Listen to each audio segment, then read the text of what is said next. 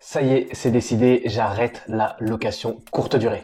Alors salut, c'est Steven, bienvenue dans cette vidéo dans laquelle j'aimerais t'expliquer pourquoi j'ai pris la décision d'arrêter la location courte durée après quasiment 7 ans d'activité. Et c'est vrai que quand j'ai commencé à en parler à mon entourage, ça a suscité pas mal de questions et c'est pourquoi je voulais te faire cette vidéo pour te partager tout simplement mon retour d'expérience, t'expliquer tout d'abord pourquoi j'arrête la location courte durée, quels vont être mes projets d'avenir et également te partager certainement 3-4 leçons que j'en tire qui pourront t'aider toi-même à lancer et développer une activité de location courte durée à succès. Parce que c'est vrai que comme je t'ai dit, aujourd'hui, l'ensemble de mon écosystème, je l'ai créé à partir de la location courte durée. Et même si j'arrête, voilà, ça a suscité pas mal d'intérêt parce que je prône l'activité de location courte durée. Je le mets toujours en avant et je le dirai toujours qu'aujourd'hui, la location courte durée, pour moi, en tout cas, c'est un des systèmes d'exploitation les plus puissants pour soit générer un complément de revenu ou même créer son indépendance financière, tout en gardant une certaine liberté. Malgré ce que je mets en avant là-dessus, moi-même, j'arrête la location courte durée, du moins une partie de mes activités en location courte durée. Et ce qui va être intéressant à travers cette vidéo, c'est que je vais te partager en fait mon retour d'expérience avec les deux casquettes que j'ai eues, déjà en tant qu'investisseur, propriétaire exploitant, mais aussi en tant qu'entrepreneur dans l'activité de location courte durée, à travers les différentes activités entrepreneuriales que j'ai développées là-dedans, qui m'a permis tout simplement moi-même d'arrêter mon activité de salarié et de me consacrer 100% à ça. Et pour t'illustrer ça, je pense que déjà la meilleure solution, c'est que je te partage tout simplement mon parcours pour que tu puisses voir étape par étape, tout simplement les étapes clés que j'ai traversées qui m'ont amené à aujourd'hui prendre cette décision. Parce que cette décision que j'ai prise, elle n'est pas anodine. En réalité, j'ai beaucoup réfléchi. Vraiment, j'ai beaucoup réfléchi parce que même plusieurs mois, j'ai mis plusieurs mois de réflexion avant vraiment de me décider, de me dire que voilà, au bout d'un moment, c'est bon, ça sert à plus à rien de batailler. Donc comme je te disais, pour te remettre dans le contexte et pour t'expliquer déjà d'où part cette idée de faire de la location courte durée, c'est important que je revienne sur la notion d'objectif et notamment sur mon propre objectif. Moi-même, quand je me suis lancé dans l'activité de location courte durée il y a 7 ans, en tout cas là où tu vois cette vidéo, mon objectif il était clair, c'est que je voulais générer un complément de revenus tout en ayant une certaine liberté, tout simplement pour kiffer, faire des activités qui me plaisent. Et quand j'ai découvert le monde de l'investissement immobilier et par la suite le monde de la location courte durée, pour moi c'était les deux éléments qui matchaient le mieux, le plus, parce que d'un côté on avait l'immobilier avec la construction de patrimoine, et d'un autre côté l'activité de location courte durée que j'ai rapidement identifié que c'était plus d'une activité, on va dire, avec une vision entrepreneuriale. Pour moi, quand on fait de la location courte durée, c'est pas comme quand on fait de la location classique. On n'investit pas dans l'immobilier pour faire de la location classique. On va pas mettre un locataire dedans et attendre que les loyers rentrent, etc. Non, la location courte durée, ça va vraiment plus loin que ça. On va avoir un rôle à jouer, des tâches à gérer, etc. Et c'est en ça que j'avais trouvé ça pertinent, au-delà de l'aspect bien sûr économique et financier qui c'est une activité qui est lucrative. On va pas s'en cacher. Mais au-delà de ça, il y avait cette vision entrepreneuriale qui, moi, me drivait le plus, dans le sens où j'ai vraiment cette fibre entrepreneuriale et j'avais pas pour objectif dès le départ à devenir rentier. C'est-à-dire que j'avais pas pour projet de multiplier massivement les investissements immobiliers et me dire que je vais vivre de mes rentes immobilières. C'est pas ça mon objectif de vie. J'ai plus la fibre entrepreneuriale, j'aime lancer et développer des projets. Et l'idée de la location courte durée, c'est ce qui matchait le plus par rapport à ce que je voulais faire. Quand je me suis lancé, je me suis pas lancé en mode test, je me suis dit vas-y, je me mets toutes les chances de mon côté pour faire en sorte que cette activité me rapporte, marche et puisse être pérenne dans la durée. Par contre, je n'avais aucune idée de combien de temps j'allais en faire, peut-être 1 an, 3 ans, 5 ans, 10 ans. Mais à travers ce que je vais te partager, toi-même, tu vas pouvoir identifier. Si aujourd'hui tu te poses la question, peut-être que tu n'es pas encore lancé dans la location courte durée, ou même peut-être que tu es déjà lancé dans la location courte durée. Et si aujourd'hui tu es en réflexion à savoir si c'est viable, pas viable, avoir une projection moyen long terme, tout ce que je vais te partager, ça va certainement t'aider. Donc cet objectif pour moi, comme je l'ai dit, donc c'était complément de revenu plus sécuriser mon avenir et pouvoir développer d'autres projets qui me font kiffer. En fait, ce qui s'est passé quand je me suis lancé, donc j'ai investi fin 2016, je me suis lancé, j'ai investi, j'ai divisé un appartement, j'ai exploité en location courte durée directement, et en fait, je m'étais préparé efficacement par rapport à ça. Et j'ai eu rapidement des résultats encourageants. Je faisais un bon chiffre d'affaires, des bons revenus, sauf que ce qui s'est posé comme problème assez rapidement, c'était tout ce qui était au niveau de la gestion. On sait que c'est connu, ça peut devenir chronophage l'activité, du moment où on gère toute la partie logistique terrain, le ménage, le linge, les entrées, les sorties, etc., relations voyageurs, etc. Tout ce que j'avais fait cette première année d'activité, au final quand j'ai fait ce bilan à la fin de cette année, je me suis rendu compte que les résultats étaient encourageants, c'était pas ouf non plus, mais j'étais dans la tranche moyenne haute en termes de revenus générés par rapport à mon secteur, et en termes de temps de gestion, par contre c'était ça qui allait pas pour moi, c'est que je m'étais créé une seconde activité. Sachant encore une fois qu'à ce moment-là, j'étais en CDI, un CDI que j'avais pris uniquement pour investir dans l'immobilier et que mon but c'était pas forcément de continuer de cette activité de CDI, je voulais la quitter le plus rapidement possible. Ce qui s'est passé à la fin de cette première année, quand j'ai vu le potentiel de la location courte durée, notamment dans mon secteur, et à quel point j'avais une marge de progression et à quel point le marché n'était pas encore mûr, en tout cas dans mon secteur, je me suis dit ok, je vais me donner toutes les chances pour optimiser mes résultats. Et ça passait par notamment l'optimisation de mes biens, moi-même déjà au niveau de mes compétences, mes connaissances propres, mais aussi au niveau de mes biens, tout ce qui était au niveau de l'offre d'hébergement, tout ce qui était décoration, équipement, service, je suis monté en gamme là-dessus. J'ai amélioré mes stratégies de commercialisation, j'ai mis en place un système de gestion.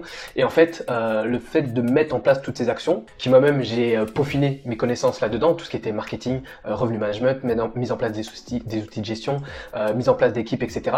En fait, j'ai réussi à créer en gros un écosystème qui m'a permis dès la deuxième année d'exploser mes résultats, parce que voilà, deuxième année j'ai pu augmenter mes revenus de près de 40% et passer de 15 à 30 minutes par semaine sur la gestion. Et quand j'avais mis en place cet écosystème, c'est là où j'ai pris vraiment conscience de la puissance de ce modèle. Encore une fois, c'est que j'étais parti d'un constat où j'étais dit il y a un potentiel à effectivement ça marche du moment où on met toutes les chances de son côté pour que ça marche. Et la cerise sur le gâteau, c'est que dès la deuxième année d'activité, c'est que j'ai pu me classer premier de ma ville. Et ça aussi bien sur le côté performance au niveau des résultats, des notes et des commentaires, mais également par rapport aux revenus générés, par rapport à ma catégorie de biens. Et ce qui s'est passé quand j'ai commencé à partager mes résultats, c'est que voilà, tout simplement d'autres propriétaires ont vu ce que j'ai fait. En fait, j'ai eu deux types de personnes qui ont vu ce que j'ai fait, qui sont venus me voir après. Le premier profil, c'était des profils propriétaires investisseurs, on va dire bons pères de famille, qui cherchent juste à investir dans l'immobilier mais qui veulent pas du tout s'occuper de leurs biens. Ces propriétaires-là sont venus me voir, certains m'ont demandé, voilà, ont vu mes résultats, m'ont dit qu'ils aimeraient booster leur rentabilité, du coup, ils m'ont demandé tout simplement de gérer leurs biens. Et à côté de ça, il y avait un autre profil d'investisseurs, plutôt propriétaires au profil entrepreneurs, qui eux voulaient mettre en place leur propre écosystème et devenir autonomes sur leur propre gestion. En fait, c'est comme ça que dès la fin de ma deuxième année, j'ai pu déjà lancer, en parallèle de moi ce que je gérais sur mes appartements, une activité entrepreneuriale, parce que j'avais développé une partie conciergerie où je gérais les biens d'autres propriétaires et j'aidais sous format conseil, formation, consulting, d'autres propriétaires à mettre en place leur propre écosystème. Et en fait, ce qui s'est passé également sur cette deuxième année, c'est que j'en suis arrivé à la conclusion rapidement que j'avais mis en place donc cet écosystème. Moi, ce que je voulais, à travers ce que je mettais en place, c'était surtout obtenir ma liberté géographique, ma liberté entrepreneuriale. Et si tu veux, dans mon parcours, mon évolution, j'ai jamais cherché à accumuler massivement les biens. Tu vois, même quand je te parle de la conciergerie, j'ai jamais accumulé plus de 10 biens parce que pour moi, encore une fois, je voulais garder une équipe, un parc immobilier à taille humaine, de sorte à ce que ça me génère pas trop de charge mentale et que ça génère pas forcément le besoin de nombreuses personnes à gérer. Et ça me permet aussi d'avoir une certaine liberté, parce que ce qui s'est passé également, c'est que dès la fin de cette deuxième année, je me suis mis aussi en mode digital nomade. Donc j'ai commencé à voyager, à kiffer, à faire ce que je faisais. Je voyageais à peu près au moins une semaine par mois, et c'était un modèle qui m'allait complètement. Donc ça, c'est ce qui s'est passé sur l'année notamment 2019, où j'ai mis en place cet écosystème qui tournait bien. Et premier revers qu'on a connu, donc c'était sur la période 2020, qu'on a tous connu, la crise sanitaire. Et c'est vrai que quand c'est arrivé, pour moi, c'était une grosse remise en question, parce que quand on fait de la location courte durée, on se pose toujours la question, c'est quoi le pire scénario qui pourrait arriver ? Et le pire scénario qui peut arriver, en fait, c'est complètement ce qui s'est passé quand tu as fermeture des frontières, plus de possibilités de circulation, que tout est limité à ce niveau-là. Effectivement, là, tu vis le pire moment possible en location courte durée. Et en fait, ce qui s'est passé, malgré cette période-là un peu compliquée, mais personnellement, en tout cas, j'ai pivoté. D'autres personnes l'ont fait. Certains ont arrêté leur activité pour repartir sur du plus classique. Et c'est vrai qu'on est amené à se remettre en question là-dessus. Et malgré le pivot que j'ai fait, personnellement, en adoptant par rapport à la situation, je me suis rendu compte que malgré ça, en fait, la location courte durée, c'était toujours viable. C'est-à-dire que je continue à être rentable malgré le fait que j'ai dû faire un pivot dans mon activité. Et c'est vrai que à la sortie de cette crise sanitaire, c'est là où je me suis dit, mais en fait, peu importe ce qui peut se passer, la LLCD, pour moi, c'est le système d'exploitation le plus puissant. C'est un système limite antifragile parce que on peut s'adapter grâce à sa flexibilité. Donc du moment où on peut en faire à la nuitée, à la semaine, en moyenne durée, au mois, et même qu'on peut même soi-même reprendre en résidence principale, je me dis en fait c'est vraiment le système le plus puissant. Et du coup, ce qui s'est passé, malgré voilà, il y a eu quand même un petit creux, hein, je vais pas dire que j'ai explosé les résultats même pendant cette période-là, mais il y a eu ce petit creux, cette remise en question, et malgré ça, j'ai continué à dire, et pour moi, c'est ce qui a validé au plus sûr que pour moi, ça allait être un système dans lequel j'allais continuer sur du long terme. Et en fait, ce qui s'est passé, en parallèle de ça, et notamment l'année qui a suivi, c'est qu'il y a eu des réglementations qui ont commencé à se mettre en place dans mon secteur. Donc, je suis dans un secteur qui est de base très touristique, et c'est vrai que il y a des lois qui sont passées, notamment dans des grandes villes, c'était le cas de Paris, de Bordeaux, de Nice, d'autres villes comme ça, qui se sont commencé à se mettre en place dans mon secteur, qui avaient des projets qui allaient être validés, même certains même qui ont été validés avec l'idée de changement d'usage, avec l'idée de surface de compensation qui allait être entraînée aussi par cette mise en place de la réglementation. Et quand il y a ce type de réglementation qui commence à pointer le bout de son nez, c'est pas forcément de bon augure. Malgré ça, moi j'ai fait les démarches nécessaires et on allait voir ce qui allait se passer par rapport à cette réglementation. Donc rien qu'à partir de là, moi-même ça a remis en question pas mal de choses sur mon activité parce que voilà, la réglementation, même si elle est propre dans certains secteurs, elle peut être justement plus limitante dans certaines villes, dans certains secteurs plutôt que d'autres. Et il s'avère que dans mon secteur à moi, c'était complètement ce qui allait être décidé, c'est que ils voulaient faire en sorte d'arrêter complètement la location courte durée. En gros, les réglementations et les projets de loi qui allaient être votés visaient à tout simplement détruire l'activité de location courte durée. Le problème, c'est que malgré ça, en tout cas, moi, je me sentais pas impacté personnellement. Je trouvais que c'était plus impactant pour les personnes justement qui avaient cherché à vivre exclusivement de ça ou qui avaient beaucoup de biens, parce que moi j'étais pas très impacté dans le sens où j'avais pas beaucoup de logements, tu vois, j'avais un logement, j'avais fait un investissement, j'ai peut-être 2 logements, mais au-delà de ça, j'ai pas misé sur mes logements pour vivre exclusivement de ça. Je fais pas partie des profils gros investisseurs qui ont un gros parc immobilier qu'on cherche potentiellement à impacter, mais malgré ça, ça a impacté quand même ma projection future par rapport à cette activité. Et malgré ce projet de loi qui allait se mettre en place, j'ai continué comme l'activité de location courte durée en cherchant justement à mettre en place toutes les actions possibles pour tirer le meilleur de mes locations courte durée, le temps qu'il en restait, jusqu'à ce que une décision soit prise. Parce qu'en fait, c'était vraiment un ping-pong incessant où il y avait, voilà, un moment ça passait, un moment ça passait pas. Il y a toujours des procédures en cours, etc. Mais j'en suis arrivé au stade où justement, aujourd'hui, du fait notamment de la réglementation, j'en suis à devoir complètement arrêter l'activité de location courte durée. Donc, en réalité, c'est pas de mon propre fait, c'est que voilà, je subis ce qui se passe. Mais au-delà de ça, j'arrive à un niveau pareil où je me dis, ok, ça fait presque 7 ans que je fais cette activité. La réglementation évolue dans mon secteur. Malgré le fait que la réglementation évolue et qu'on veut mettre un stop à la location courte durée, mais pour moi en fait, ça sera pas tant un problème parce que je sais que je vais pouvoir pivoter. C'est-à-dire que j'ai d'autres possibilités. Je vais pouvoir pivoter par rapport à mon activité et malgré le pivot que je vais faire, je vais continuer à être rentable. Donc, ça sera peut-être pas autant lucratif que de la location courte durée. Mais grâce au pivot que je vais faire, j'ai continué à être rentable et malgré le fait que j'arrête la location courte durée dans mon secteur, dans le secteur en question, ça va pas m'impacter plus que ça.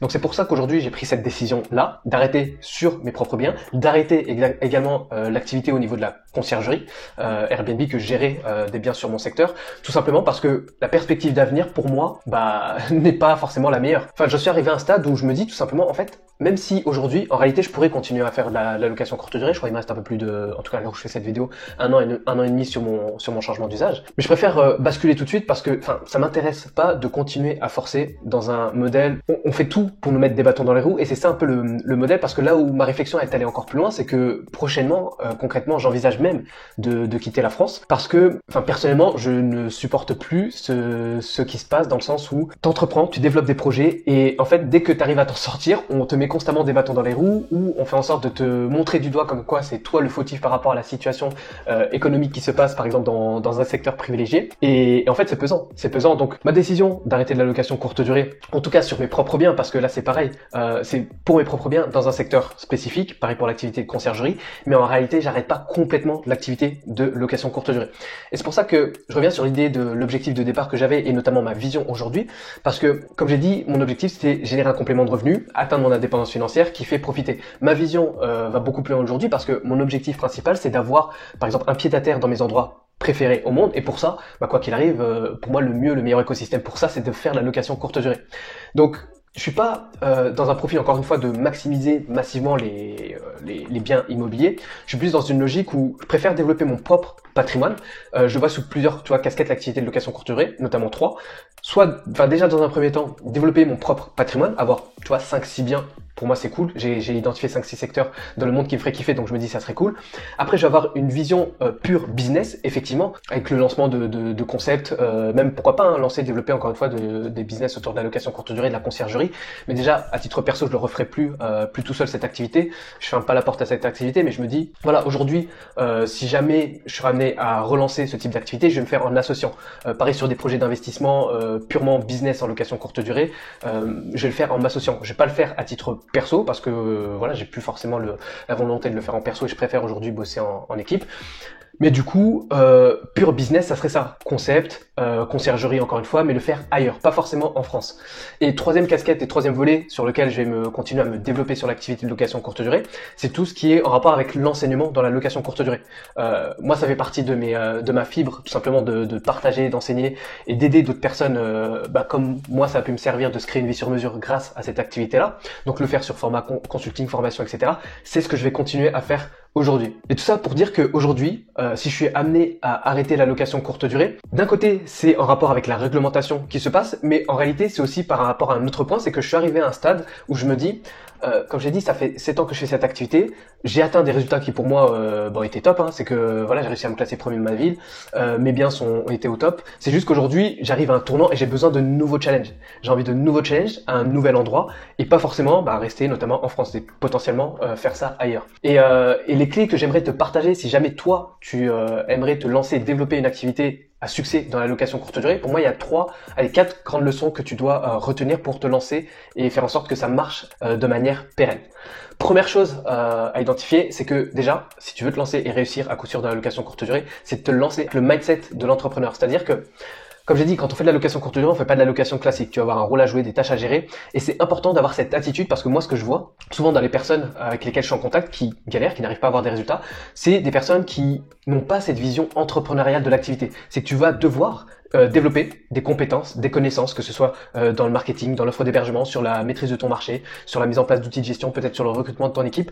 En fait, ça, c'est pas des connaissances et des compétences qui s'improvisent. C'est vraiment purement des connaissances entrepreneuriale. Et même si toi-même t'es pas amené à gérer tes propres biens et que tu veux tout déléguer à une conciergerie, c'est important de maîtriser tout ça pour savoir à qui tu vas pouvoir déléguer efficacement tout ça et aussi surtout mesurer les résultats qui te rapportent.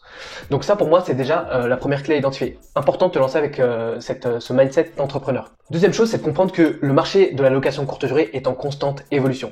Si tu cherches une activité dans laquelle tu te dis ok, je cherche à gagner X milliers d'euros par mois de manière lisse toute l'année, c'est mort. La location courte durée, en fait, t'as limite quasiment pas de prédictibilité. Enfin, tu peux en avoir une, mais en fait, t'es tributaire de ce qui se passe au niveau du quotidien, de la vie économique d'un secteur et d'un pays. Parce que, imaginons justement, quand il y a eu la crise sanitaire, personne ne l'avait anticipé. Pareil, quand il y a eu des mouvements de grève, les transports sont bloqués, ça tu peux pas l'anticiper. Quand il y a eu un moment tout qui a été bloqué, quand il y a eu les gilets jaunes, ça tu peux pas l'anticiper. Et ça, naturellement, ça va impacter au niveau de ton activité de location courte durée.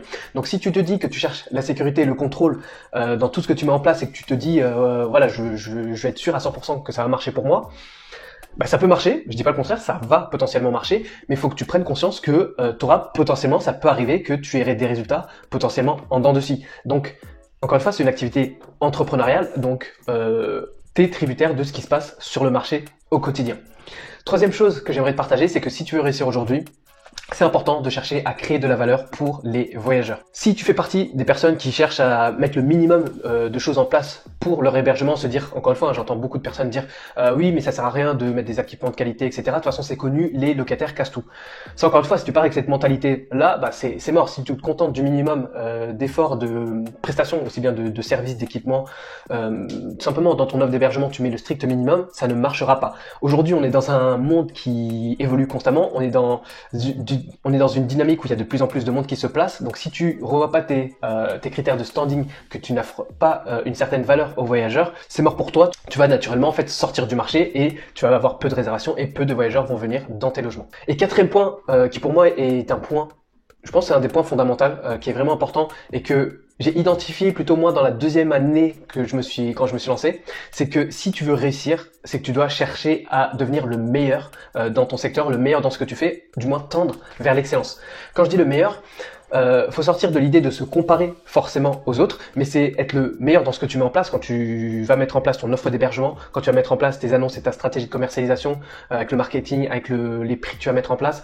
Pareil dans ton système de gestion, mettre en place les meilleures actions possibles, te professionnaliser et faire en sorte que, encore une fois, on va revenir sur la notion de valeur, c'est que tu apportes le meilleur à tes logements et ton activité. Et tu vois, en conclusion, si je pourrais te faire justement les conclusions de ces 7 ans d'expérience dans l'activité de location courte durée, c'est que pour moi, au-delà de l'aspect gain financier, etc., c'est que ça a été une réelle transformation. Parce qu'au début, ce que j'ai identifié, c'est que c'est vrai qu'au début, on fait les choses notamment pour l'argent. Je vais pas mentir, je l'ai fait essentiellement pour l'argent. Et en fait, le parcours que j'ai développé à travers ce que j'ai découvert notamment dans le monde de la location courte durée, en fait ça m'a ouvert un champ des possibles assez incroyable parce que encore une fois, je viens d'un milieu assez modeste, j'ai pas fait forcément d'études, et quand tu vois les perspectives d'avenir que ça t'offre, cette opportunité-là, quand tu développes des connaissances, des compétences, mais en fait tu dis c'est énorme, c'est au-delà, encore une fois, du côté pur business, c'est aussi bien la personne que tu deviens, mais aussi les aspirations de vie qui se créent autour de ça. Moi aujourd'hui, par exemple, concrètement, je cours pas foncièrement après l'argent. Ce qui est le plus impactant pour moi, c'est ma liberté, mon kiff. Et vu que une de mes visions la plus importante, la plus profonde, c'est de pouvoir kiffer, voyager, profiter, c'est pour ça que je vois en la location courte durée le domaine d'exploitation le plus puissant. Et au-delà de ça, même si toi, t'es pas obligé de vouloir en faire une vocation, mais ça te permet de débloquer, encore une fois, un champ des possibles assez énorme qui va te permettre toi-même de t'émanciper à un moment donné. Si tu veux quitter ton taf, devenir indépendant ou autre, ça va te donner des clés indispensables pour ça. Donc voilà ce que je vais te partager aujourd'hui à travers cette vidéo. Moi, ce qui m'intéresse de savoir aujourd'hui, c'est justement, c'est quoi un peu ta vision de la location courte durée? Où est-ce que tu en es aujourd'hui? Est-ce que tu es déjà lancé, pas lancé? C'est quoi tes projets d'avenir par rapport à ça? Ça m'intéresse de savoir tout ça. Partage-le-moi en commentaire juste en dessous de cette vidéo. Et si jamais tu veux aller plus loin sur ton activité de location courte durée et te créer une vie sur mesure grâce à ta location courte durée, je te mets des liens en ressources juste en dessous de cette vidéo. Donc les liens sont amenés à changer parce que je change régulièrement de liens sous mes vidéos. Mais sache que voilà, par exemple en ce moment il y a un atelier dans lequel je te partage comment tu vas pouvoir remplir ton calendrier de manière prédictible toute l'année sans te créer un second job. Donc cet atelier est totalement gratuit, donc tu peux y accéder via les liens juste en dessous de cette vidéo. Et si tu as apprécié la vidéo, je t'invite à me le faire savoir, liker la vidéo, la partager, t'abonner à la chaîne. Et voilà, tout ce que je te souhaite, moi, c'est le meilleur et je te dis à la prochaine dans une prochaine vidéo. Ciao, ciao.